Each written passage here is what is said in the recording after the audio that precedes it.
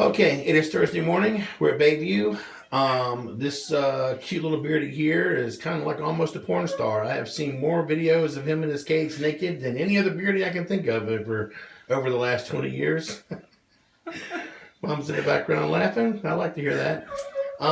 Anyway, I we have called him the Seizuring Lizard for the longest time now, and after we've discussed our behavior and stuff like that, even with a human neurologist, I've come to the conclusion we're really not seizuring.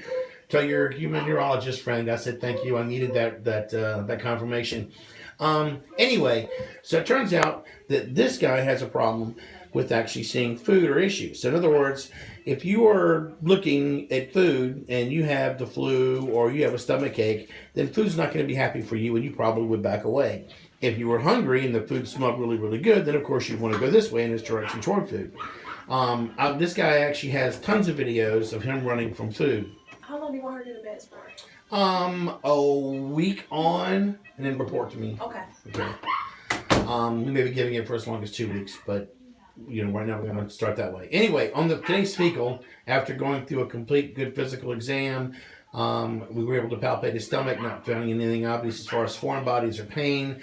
But on our fecal, the small sample that we got from the cloaca itself, it turns out I am seeing some mycelium, I am seeing a stalk, and some hyphae.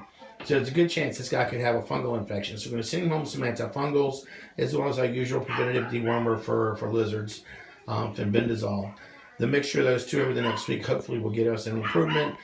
Things I want you to watch for: mom is a higher stance, feeling better, staring at the worms longer.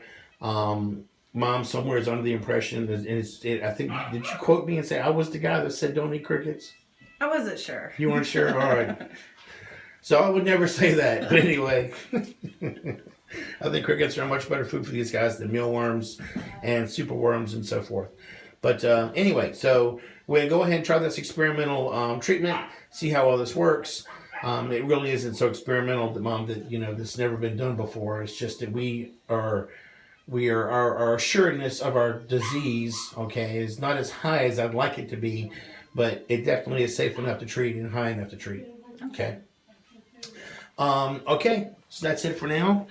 We'll be seeing some more video of this guy in the very near future. Let's discuss in about a week via the usual routine whether or not, if you think you see some improvement, we may want to continue it for one more week. If not, we may want to still see in the meantime collect any feces that you get, okay, and put it in a small plastic bag, and we'll look at that for next time we meet, which may be as early as next week. Okay. Okay. Any questions? No. I think we're good. All right. Very cool. Okay. I have a bone consult in the next room, and let me run and torture somebody else for a while. Okay. Later, dude. Bye-bye.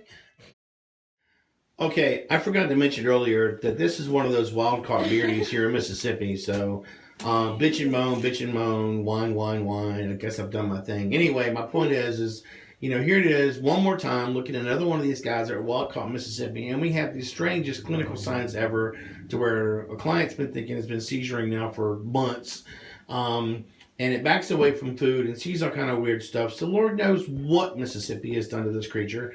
The good news is, again, we're going to try some preventative measures here and try to take care of a mild, if any at all, fungal infection inside this intestine.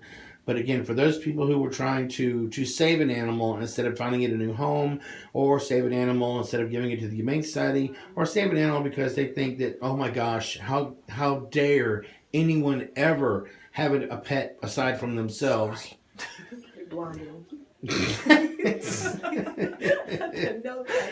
Sets this creature free and then puts him into a lifespan of not knowing what the hell's wrong with him. So anyway, I had forgotten this guy was wild caught, so I thought I would just open this up again and do it. If you're going to get a pet, devote yourself to it entirely, forever and always. Do not set them free in the wilds of Mississippi, or any other state for that matter. I'm just only able to speak for Mississippians at this point in time.